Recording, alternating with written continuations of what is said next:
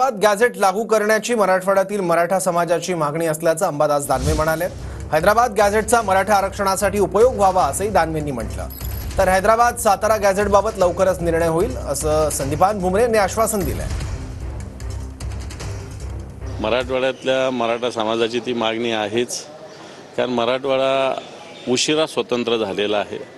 मराठवाड्यावर रजाकाराचं हैदराबादचं राज्य होतं, तेव्हा मराठवाड्यातल्या मराठ्यांना वेगळी भूमिका होतीच आणि तशीच भूमिका आताही मराठा समाजाची आहे। हैदराबाद गॅझेटचा उपयोग मराठा समाजाला आरक्षणासाठी व्हावी अशा प्रकारची मराठवाड्यातल्या मराठ्यांची भूमिका आहे। मला वाटतं ती चुकीची भूमिका नाहीये।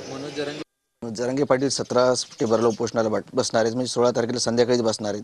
त्यांच्या ज्या मागण्या आहेत सगळे सोयरे असतील किंवा हैदराबाद गॅझेट असेल त्या संदर्भात काही बोलणं झालंय का? त्या बाबतीत आमची चर्चा झाली। सरकार काम करते आणि शंभूराजाने सुद्धा हैदराबादला जाऊन हैदराबादच्या गॅझेटच्या विषयी सातारा वगैरे जे काही प्रोसिजर आहे प्रोसिजर सध्या चालू आहे। मला वाटतं लवकरच निर्णय होईल।